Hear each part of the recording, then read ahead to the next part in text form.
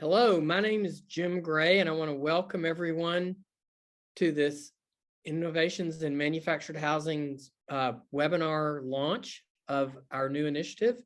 We are so happy to have all of you join us for this relaunch of the I'm Home Network. And our primary convener is the president and CEO of the Lincoln Institute, Mac McCarthy. Mac, would you like to say a word of welcome? Yeah, thanks, Jim. It's great to have a lot of new faces here. I'm great. The first poll question was very interesting. That what is it? 78% of people that answered have no prior affiliation with I'm Home. So this is great news, and I'm really excited about kind of reinvigorating this I'm Home network and building a real political force behind manufactured housing to get it. Remind everyone that manufactured housing should be treated like any other housing. So thanks. Great, thank you.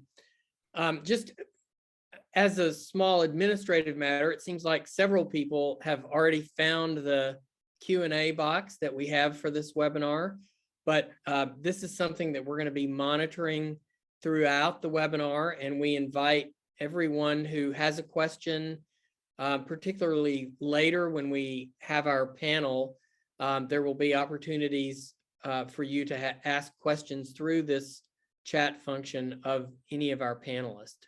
So now I'm going to just review the agenda. Riley, yeah, thank you. So we're going to start this webinar with a brief status report on our efforts thus far, and then we will feature a panel of really the most revered leaders in the nonprofit manufactured housing effort. But first, straight out of the news from last week's Washington Post, we have a graph that shows you how the price of manufactured housing has soared during the pandemic.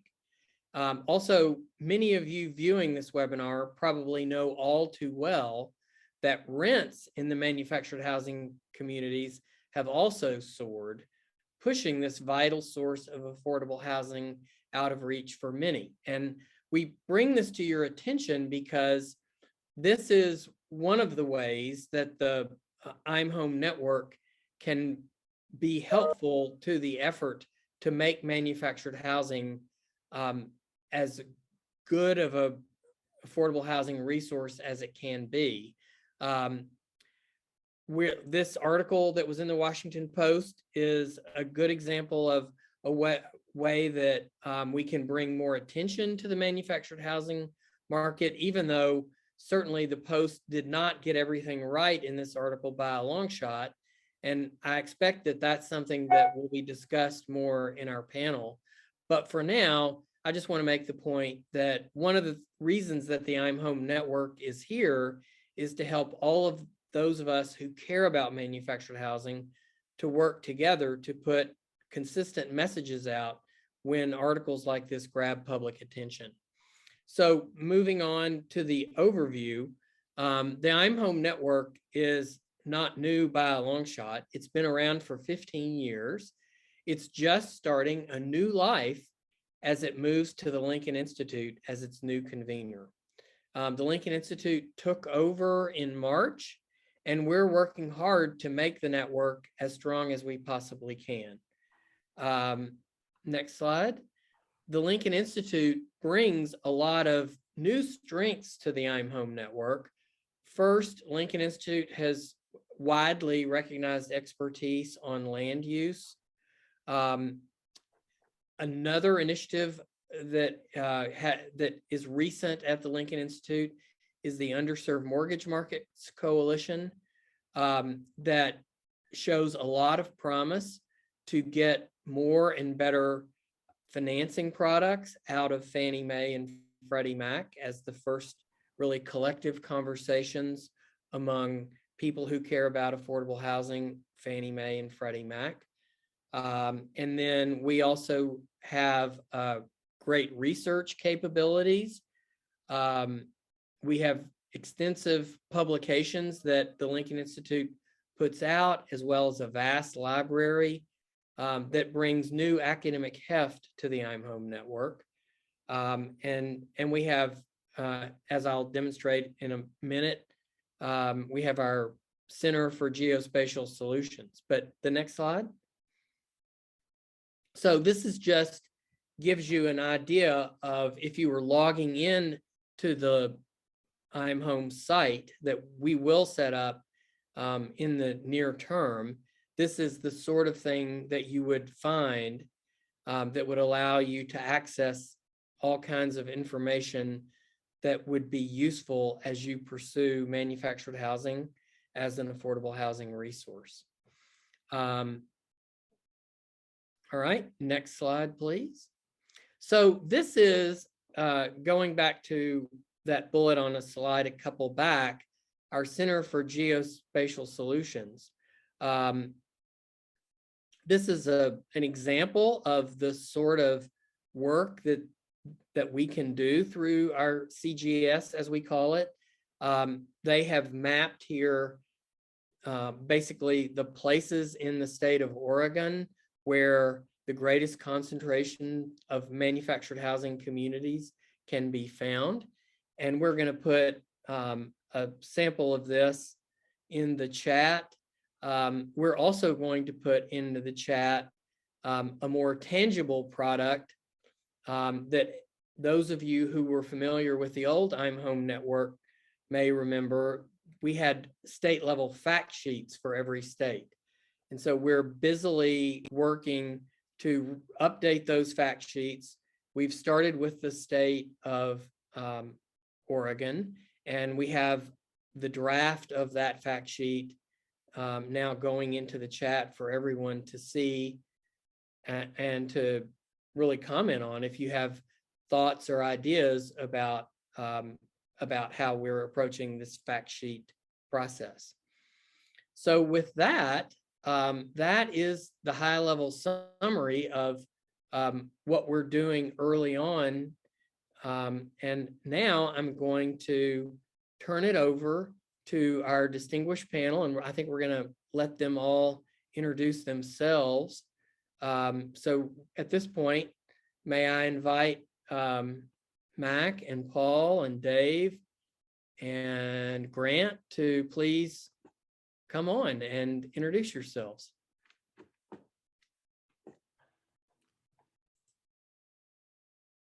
Let's start with Dave. All right, wonderful.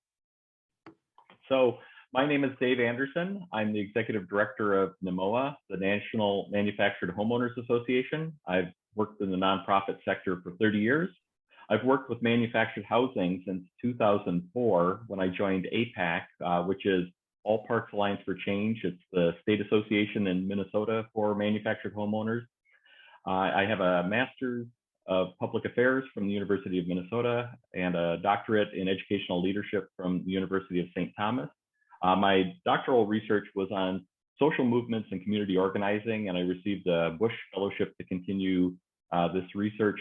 My work with NAMOA focuses on changing public policy, organizing manufactured homeowners, and educating the public about manufactured housing. Over the last 17 years, I've worked with residents to pass legislation and to organize with residents to deal with community level problems as well. Thanks. Grant, you want to go next? Sure thing. Good afternoon. My name is Grant Beck. I am Vice President of Strategic Partnerships with Next Step Network. I have been working with the organization and Stacy Epperson, our president and founder, since 2016. Our organization is a nonprofit social enterprise focused on creating affordable home ownership opportunities for everyone while transforming the manufactured housing industry through consumer education, affordability, and energy efficiency. Core tenets of some of our organization's work include fostering empowered home buyers who can make smart purchase and finance decisions for their new manufactured home, educating key stakeholders about the viability and scalability of manufactured housing as an affordable home ownership solution, creating new and engaging ways to bring manufactured housing solutions to more communities across the country, and promoting innovative energy solutions for manufactured homes that bring greater value propositions to home buyers, communities, and to our planet. Happy to join you this afternoon. And last but not least, Paul Bradley. Great. Thank you, Mac, and greetings, everyone. My name is Paul Bradley. I'm the president of Rock USA. Rock USA is an organization that operates nationwide in support of homeowners who wish to purchase their communities as co-ops, and specifically limited equity cooperatives, where the communities are preserved long-term.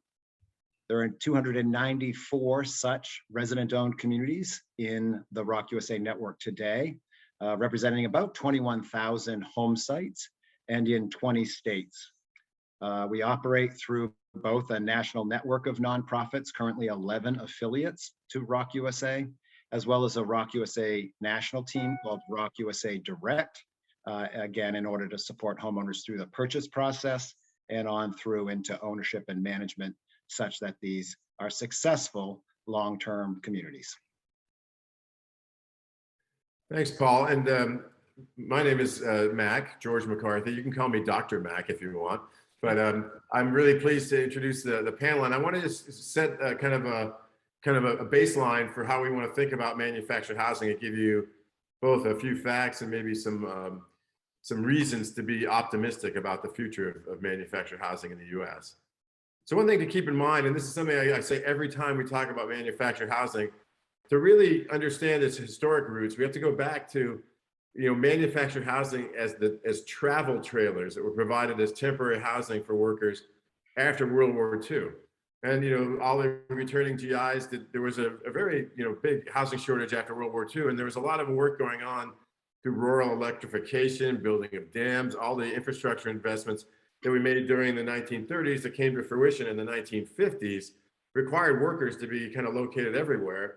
And so they pulled their homes behind their cars and they lived in their homes while they did the work.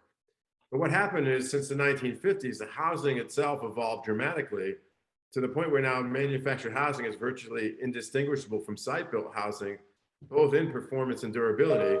But the institutions to support the manufactured housing sector did not evolve as rapidly. So we continue to treat homes like automobiles. They're sold on lots, they're financed as personal property, they're valued using a blue book. In other words, expecting to depreciate over time, even though we know that more than 1/3 of manufactured homes appreciate. So today, manufactured housing offers a great and sometimes the only opportunity for families to achieve the American dream of owning a high quality, affordable home.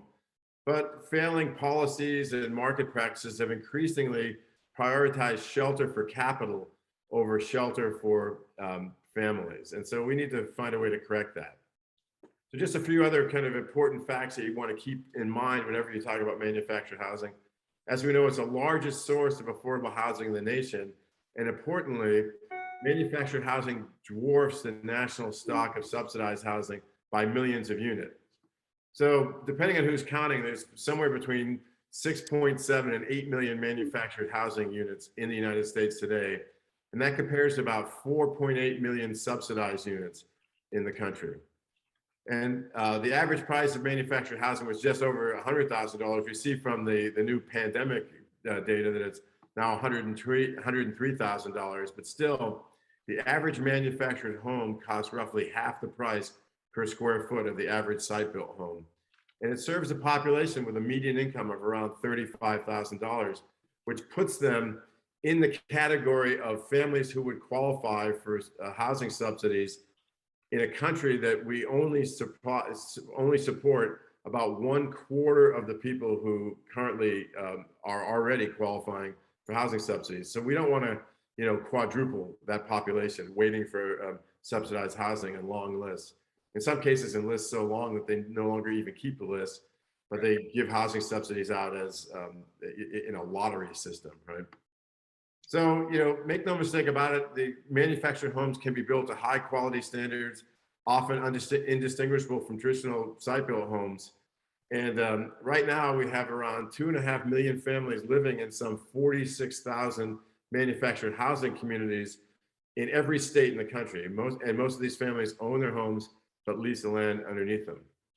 All right, so that's kind of the background data, but the reason to be optimistic is that policymakers are now taking a hard look at manufactured housing because they realize that we need to preserve this precious supply of affordable housing. They're considering dedicating funding to repair neglected infrastructure in manufactured housing communities. States are improving protections of manufactured housing owners, particularly those who own their homes but rent the land underneath. And the federal government is looking at ways to reform the finance system so that manufactured housing owners aren't offered inferior products to finance their homes. New and improved energy standards are being discussed for new manufactured homes, and there are between 1.5 and 2 million pre-HUD code homes out there that could be replaced with Energy Star homes and generate substantial savings for the residents, but also substantial savings for the atmosphere with less and less greenhouse gases emitted from these more poorly insulated pre-HUD code homes. So the question for us is, how do we manifest all the opportunities presented in the manufactured housing space?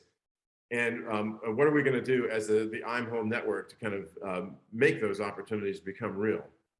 So I'm going to start by asking each of our panelists to answer one simple question, which is, what do you see from your perspective as the biggest obstacle or challenge facing the manufactured housing market and their residents? And I'm going to start with Grant for this one, and we're going to move to Paul and then to Dave. So Grant, what do you think is the biggest obstacle you see facing the manufactured housing market and the residents living in it? Sure thing. Yeah, thanks, Mac. I think from the Next Steps perspective, the biggest challenge that we still see, and one that I think has pervaded manufactured housing going back decades now, is stigma around this type of housing. And of course, that manifests itself in different ways in creating barriers and challenges to leveraging manufactured housing as a solution to address the affordable homeownership and affordable housing crisis in the country. One of those ways being zoning, which has really presented a large challenge to more jurisdictions and localities leveraging this type of housing as an affordable homeownership solution in those communities. You'll see very outdated language that speaks to mobile homes as opposed to today's modern manufactured homes. So again, you kind of see that stigma pervading and making it more challenging to get favorable zoning. One of the ways that two of the ways we really underutilize manufactured housing in the country today is infill housing opportunities for urban and suburban markets, and then also as a new home development solution as well. I think that there's a tentative, there's a perception that this is a solution for mostly rural white communities, going back to the history of manufactured housing. But really, with all the work that's been done by many of the folks on this call, many of the folks listening in on this call in the past 15, 20 years, and of course the I'm Home network, manufactured housing is really a viable solution to address housing for urban communities, suburban communities, underserved communities, BIPOC communities. I think we need to think differently about this stock of housing and think about how it can be a solution to the most pressing challenges that we face. In addition to zoning, the financing is also impacted by stigma. And Mac, you touched on that a little bit. And both Fannie and Freddie, the GSEs, have done some great work in the past few years under Duty to Serve to bring some financing options that are more in line with traditional site-built housing. One of the things that I think we need to see now is more lenders adopting manufactured housing loans as a viable line of business, expanding the competition in that space, and kind of viewing it as less of a risky asset and viewing it more as traditional housing stock. The third area where we see stigma is, of course, in the energy efficiency space as well. DOE just published the new standards for manufactured housing. They've adopted a 2-tier section that still leaves single section homes pretty far behind in terms of energy efficiency standards compared to site-built housing. So we kind of allow that stigma to persist a little bit and build quality of these homes by not addressing that and bringing these homes up to a higher energy standard specification that's better, not just for homeowners, but also for the environment as well.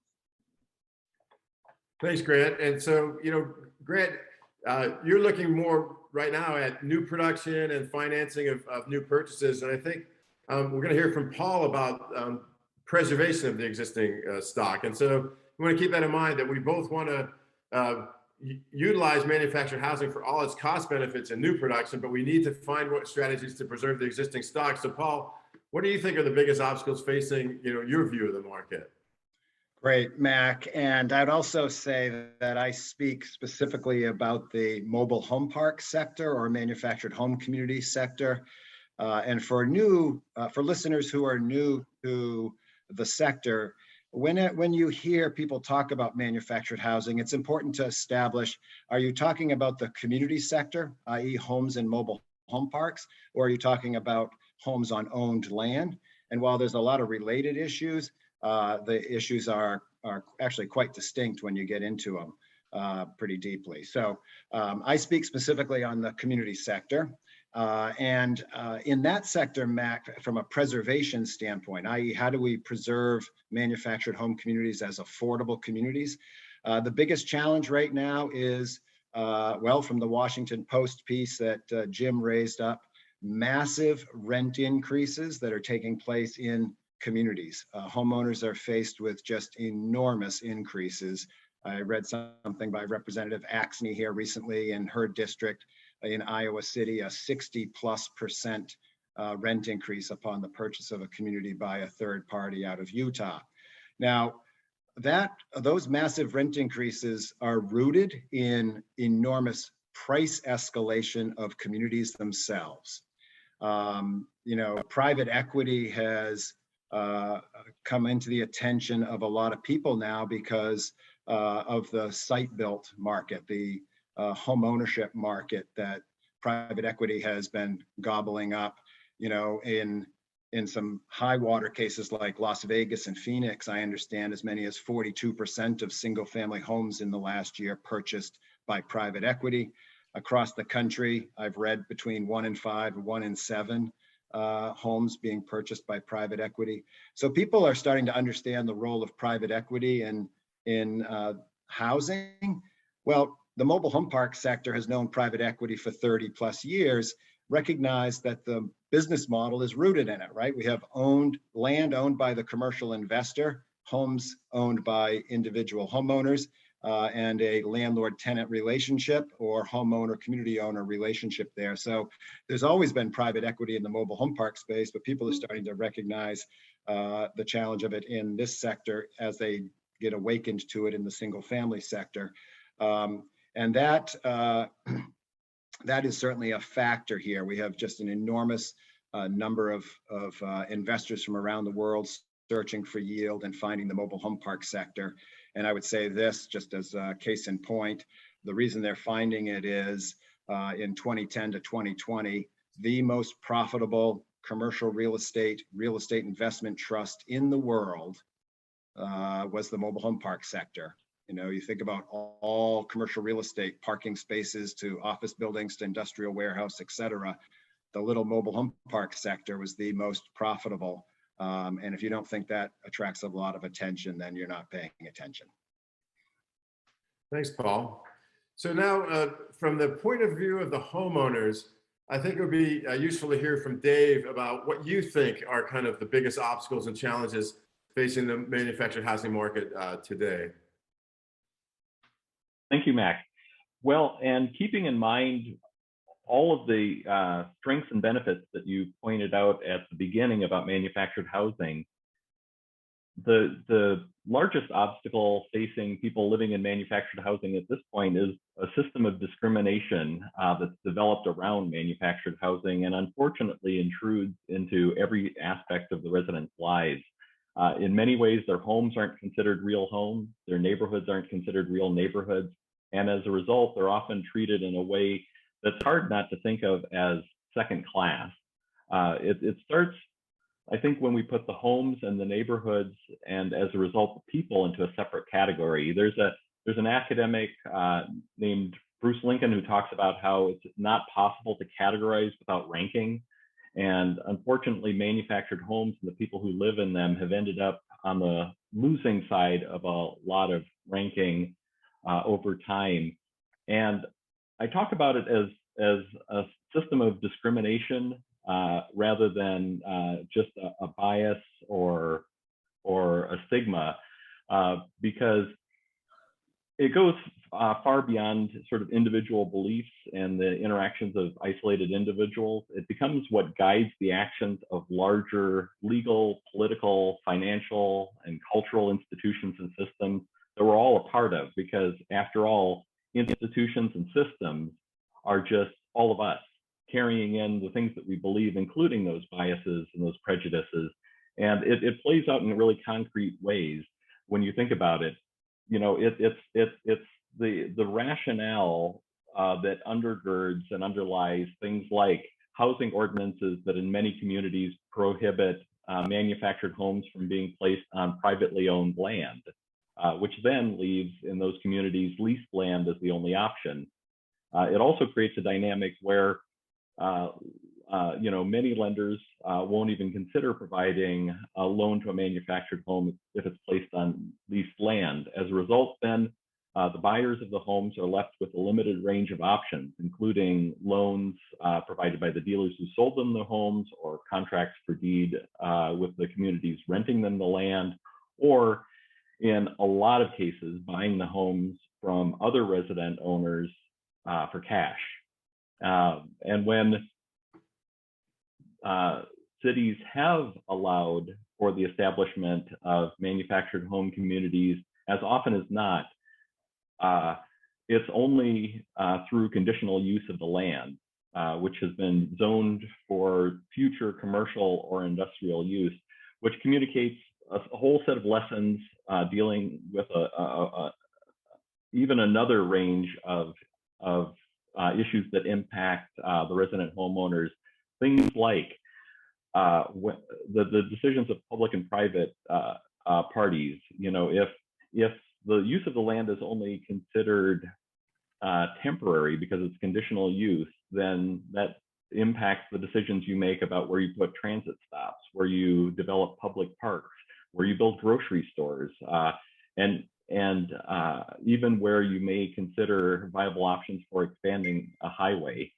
And so I think it's along the lines of what Grant was talking about earlier, recognizing the stigmas and the stereotypes that have historically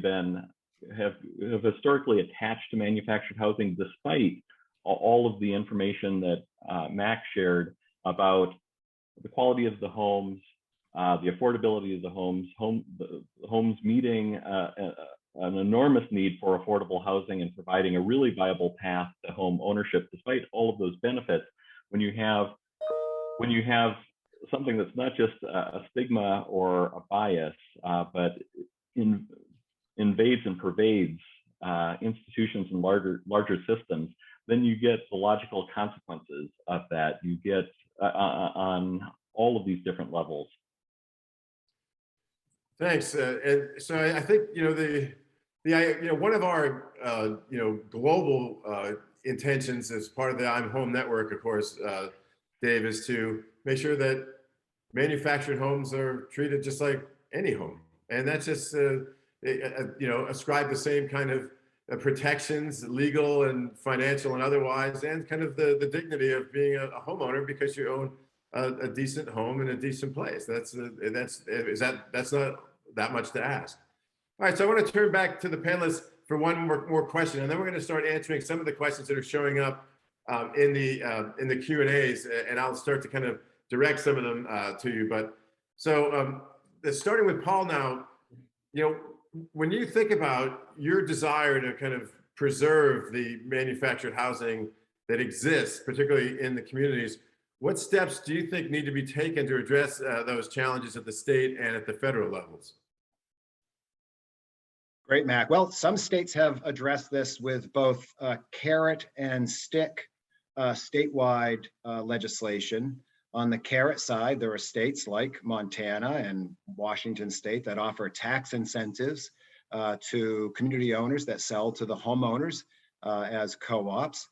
So that's a terrific approach for states to take.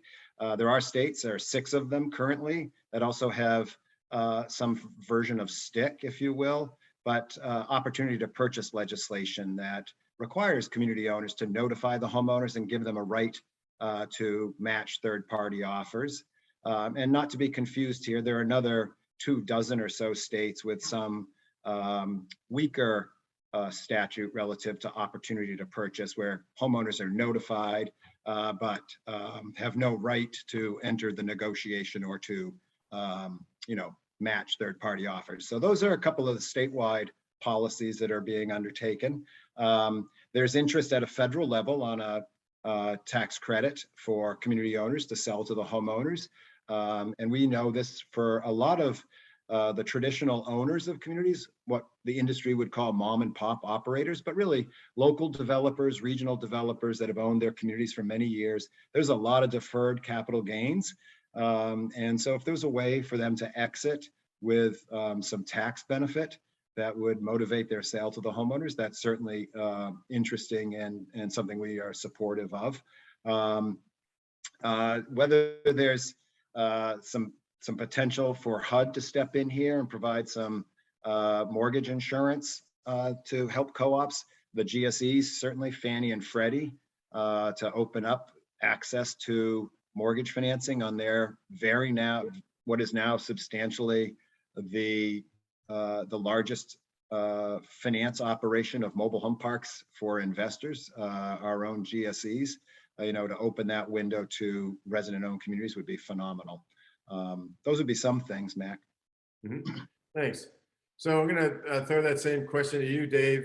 From your perspective, what federal or state actions do you think are going to protect kind of the interests of the homeowners? Well, I'm actually very encouraged both by some actions that seem to be spreading throughout the states, as well as actions that have been announced by the Biden administration through the Housing Supply Action Plan. And really, I'm encouraged by both because it's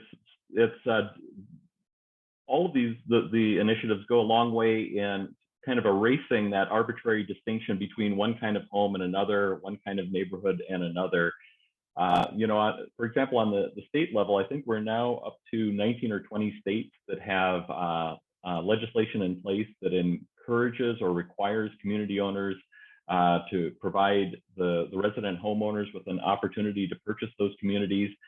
Something that really seems to be sparking in just the last few years are interesting financing options to deal with ongoing maintenance of the homes, and in some cases the replacement of the home, as well as the ongoing maintenance and improvement of the communities that by my count, I think there are now currently 7 states that are either conducting or piloting manufactured home replacement programs, which is really helps significantly with a couple of issues. It deals with, in some cases, those the significant number of older homes that are still out there that are the least energy efficient by assisting with both the purchase replacement siting side of the equation, as well as the demolition and disposal side of the equation. So it actually opens up the possibility of people transitioning from in many cases, the poorest quality, least energy efficient, and as a result, the least healthy homes to be living in to other options. And the fact that it seems to be something that states are experimenting with not only really recently, but that it seems to be spreading to so many states quickly. And also on the community level, states beginning to look at, including my home state of Minnesota, grant infrastructure programs to deal with sometimes long simmering health and safety issues in the communities that may have been baked in from the beginning when those communities transition from perhaps lighter seasonal travel trailer use without much upgrade to the infrastructure to heavy year-round residential use. And those programs, although they're very new, seem to be having triple benefits of dealing with significant health and safety issues, but also requiring as conditions of those grants, keeping the rents affordable and ensuring that the communities operate long-term as manufactured home park communities instead of being redeveloped for some other purpose. And then on a federal level with the Housing Supply Action Plan, it really ticks kind of all boxes for all levels of the problem from my perspective. The initiatives to encourage more financing options, to boost manufactured home production, to move away from exclusionary zoning to inclusive zoning. It really does. I'm very encouraged. I know in diagnosing the problem, I was systematically identifying a gloomy picture, but I see a lot of encouraging signs. Thanks, Dave. And, you know, I just point out that in terms of the capacity to produce affordable housing, we have to remember that in the 1999 to 2000, the manufactured housing industry was placing about somewhere between 350 and 400,000 units a year. And we're currently maybe going to tick the box at about 100,000 units a year now. So the industry is operating at about a quarter of its capacity. And for the longest time, a lot less, because in the, the mid 2000s, we're talking about 50,000 units a year being placed. So to the extent that we really want to take seriously the need for more affordable housing in almost every market in the country, we do have the means to produce it if we can figure out how to get it done. And with that in mind, Grant, maybe you want to talk a little bit about state and federal actions that can be taken to kind of help to facilitate new production and helping people to find decent ways to finance their homes as well. Yeah, sure thing, Mac. And I think Dave brought up some really good points, and I'll build on some of those. He talked about the Biden administration's housing supply action plan, I think a great place to start is the fact that manufactured housing played such a prominent part in that plan. Which is certainly very different, I think, and I'm sure both Paul and Dave can attest to this, than the conversation more than 15 years ago when I'm Home first began. That's certainly a seed change that we're seeing in terms of how folks at the federal level are beginning to view this as a really viable solution to address housing affordability. Some of the things that they talk about in that housing supply action plan, we've really made some great leaps at the federal level. I talked already about Fannie and Freddie's work under Duty to Serve in creating loan products, mortgage loan products for new manufactured homes that have site-built comparables and really kind of level the playing field for that type of financing as compared to site-built financing. One of the other things that we've recently seen is the White House convening their Council on Environmental Quality to create a task force to look at the energy efficiency of manufactured homes. And additionally, the Housing Supply Action Plan speaks specifically to rewarding jurisdictions and localities that look at ways to eliminate zoning barriers for different type of housing in communities. And we really believe that manufactured housing needs to be a part of that conversation. As I talked about already, it's probably the most pressing challenge facing new home placements and generating new housing, new manufactured housing in this country is that restrictive zoning that's keeping us out of so many communities. You think about now too, the manufactured housing industry is really kind of based geographically on retail lots, right? But really, if we kind of take a look at the zoning and are able to open up opportunities, again, not just in those more rural communities, but looking at suburban communities, looking at urban communities, we can kind of break the fact that manufactured housing has been so geographically tied to these retail lots and create more housing opportunity across the country. One of the last things at the federal level, HUD is due to be issuing guidance to localities and jurisdictions that receive federal dollars on how to include manufactured housing as a part of their consolidated plans, which again, great step in the right direction and something that's very much a change in the conversation over the past 15 or so some odd years. At the state level, one of the things that we'd like to see is states being more proactive about zoning for manufactured housing. You look at states like Oregon and California that actually have state level zoning laws on the books that prevent the discriminatory zoning of manufactured homes in localities and other regions. States can be more proactive in this. And of course, localities will try to find ways around this, but it at least gives some sort of buffer for communities that are trying to leverage this type of housing to address the gap in affordable home ownership in those communities. So Grant, I want to punt one of the questions that is coming through on the Q&A to you, because I think this is interesting. There's this impression that this came from Catherine Buxton, that manufactured housing is kind of a low density development option, mainly because we're talking about mostly kind of single family homes on in these communities. But what do we know about denser development using manufactured homes and multifamily development using manufactured homes? And what have you seen from the next step point of view in terms of the opportunity to do denser development using manufactured homes and still recover some of those cost efficiencies?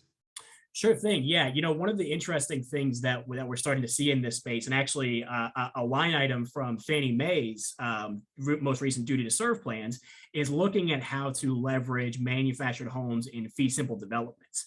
So really just kind of taking this concept as as you would a traditional site-built neighborhood, and applying that just using manufactured housing instead of traditional site-built homes. And there's a couple really exciting projects in the pipeline across the country that are looking to employ that model. So this not only helps to address some of the questions about density, but again, you're looking at as this is a home ownership opportunity. We've seen the data that shows that manufactured homes appreciate just as well as site-built homes if they're built in place of those stringent specifications. So this is about the opportunity for folks to build wealth and equity and have their home as an asset in building those new neighborhoods. The other thing on the question of density is that in a lot of cities and towns, there are plenty of vacant lots that may not necessarily fit denser housing, but can certainly accommodate a new manufactured home. And it's a way to help reduce blight in some of these communities, generate tax revenue for some of these communities, and place a family's new home where there was currently just an empty lot. So that's some of the ways that we can think about manufactured housing in a density solution. Thanks, Grant. I'll just point out that we also saw in the older days of the I'm Home Network at least a couple of examples of multifamily development using manufactured homes. Nochi Gardens in Seattle was one that was an award-winning development where they made condominiums using manufactured homes. And there are a couple other examples in Washington State. And then in Oakland, California, Oakland Community Housing was building 3-story manufactured housing developments that were able to make better use of the land. And then, to the question about model zoning ordinance that could permit infill of manufactured housing, I'll point out that a lot of states now are now trying to permit accessory dwelling units to be added to single family sites. And very often those accessory dwelling units are manufactured homes. And right now that's been more of an elite market, but the manufacturers stay ready to produce high quality accessory dwelling units that can be put in reasonably cheaply for people who want to add density to their home sites. Paul, I see that you want to talk about kind of the Biden plan and the blind spot on manufactured housing communities. Take it away. Thanks, Mac. Yeah, I just wanted to chime in on Grant and Dave's enthusiasm for the Biden plan, and certainly share that. I mean, it definitely showcases manufactured housing. It highlights the lower cost production that is achievable in the factories, and the quality that certainly, as you noted, Mac, now marvels site-built housing, and it does fairly, I think, put the zoning question right on the table, and I think it's an appropriate one that communities need to address. But I do want to recognize that one of the inherent challenges in the community space is this split ownership between homeowner and landowner. And while the HUD code in 1976 addressed the housing quality issues, and we've seen subsequent improvements to the code that is kept up with modern technology, but that deals with the housing unit. That fundamental question, Mac, that you raised up front, travel trailers moving from site to site and on the back of people's cars, that actually, is the reason why Congress acted in 1976. They saw these homes growing larger and no longer being moved. So these homes are being permanently placed. And yet homeowners, those articles that are pointing out this excessive rent increases that are being passed on, it points to a fundamental problem right? Owning a home on the land of another. And there has not been a subsequent HUD Act to address this split ownership between homeowner and landowner that is keeping pace with the housing quality. So while I share the enthusiasm, and I genuinely do, for housing quality in this sector, I think we've got to address the underlying issue. And from a consumer point of view, from a homeowner point of view, it really has to do with long-term security. You know, is this a part of the American dream where people are buying their home and gaining long-term security, building wealth in their home? And if it is, then we need to address this underlying vulnerability. And there are ways. Obviously, resident ownership is a permanent solution, and that's our focus. There are other ways, though. This is, in some people's parlance, this is the land lease community sector. So let's, how might we take the tenant site lease protections in the duty to serve program and advance those to true consumer protection, true long-term leases?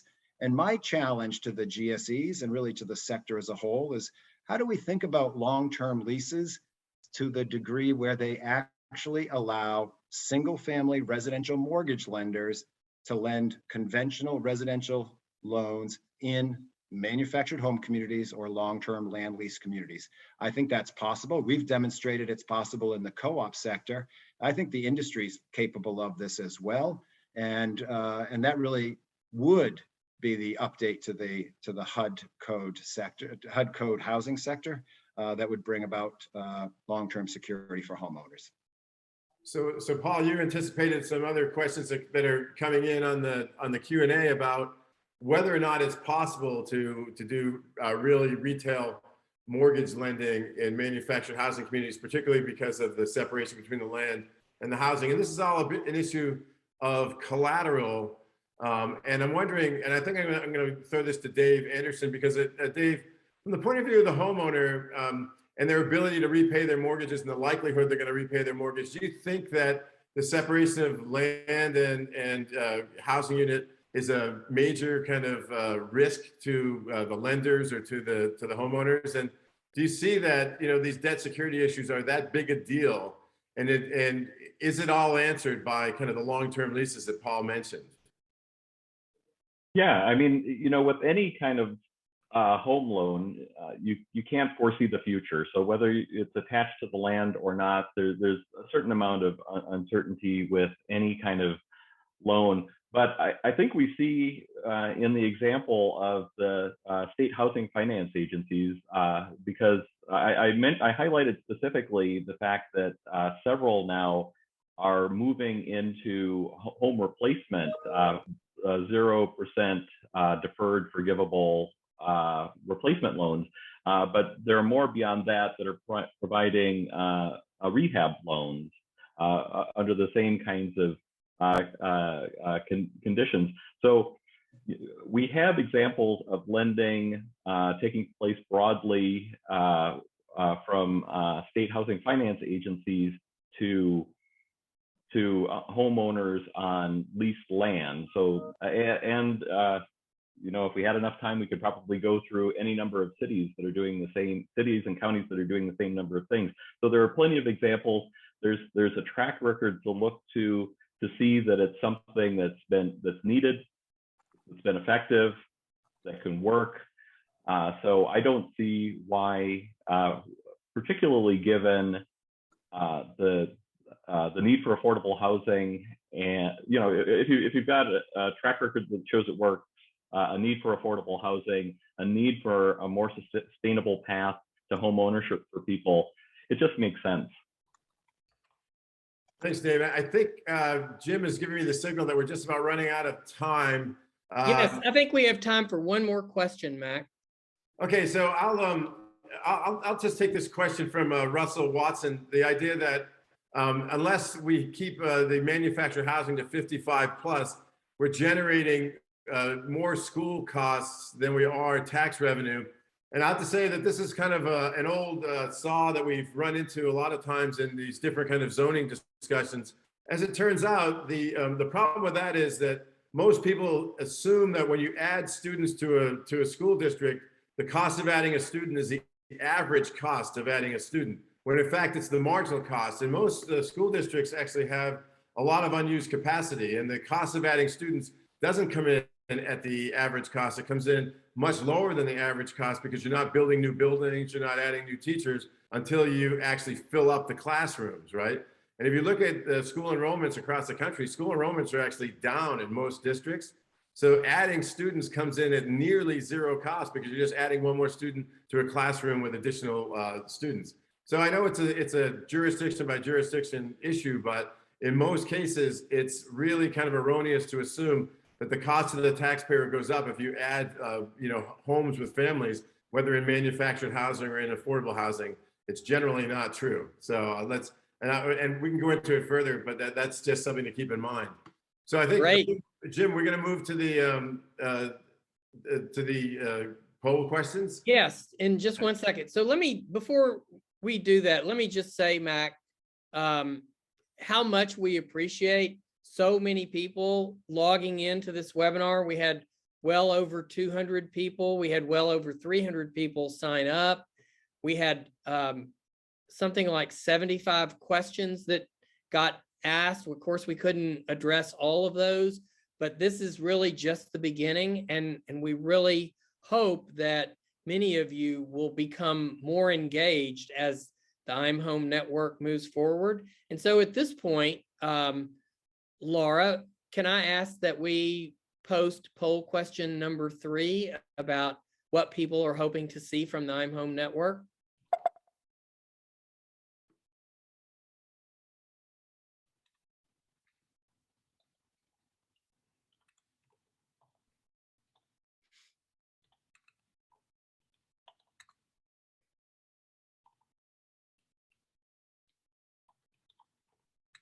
Great. Everyone answer quickly because we're committed to ending this on time.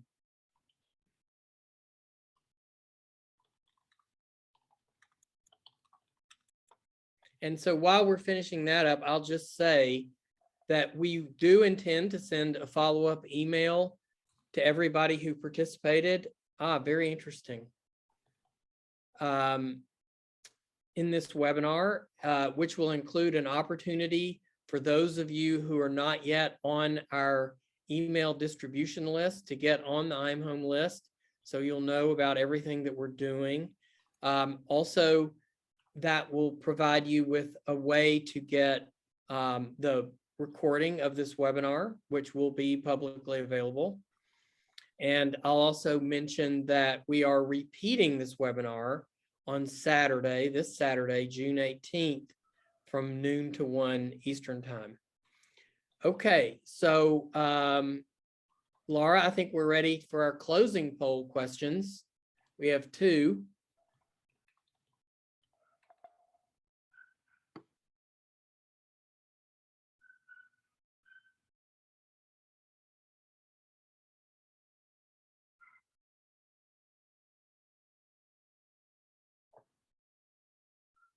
Everyone, please vote promptly. We have one more question we want to try to squeeze in before the end of the webinar.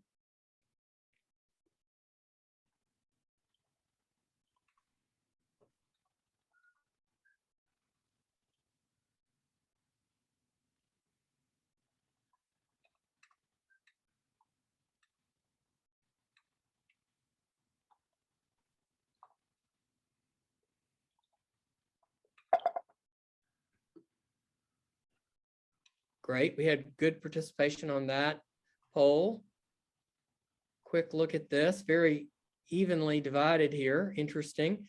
Okay, Laura, I think we're ready for our final poll question.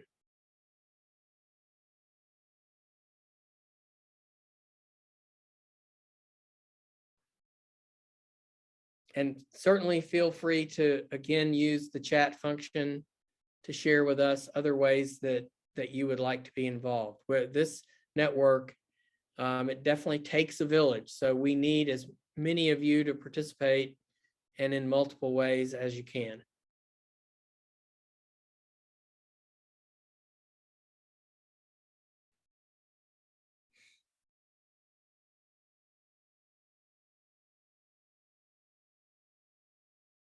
We're just about to close the last poll question.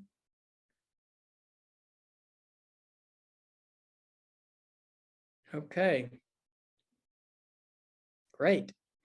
All right. Well, thank you all. Thanks to our panelists for a very interesting conversation about manufactured housing. As I said before, this is not the end. This is just the beginning. So we're going to bring this webinar to a close and invite all of you to stay tuned for more from I'm Home. Thank you all very much.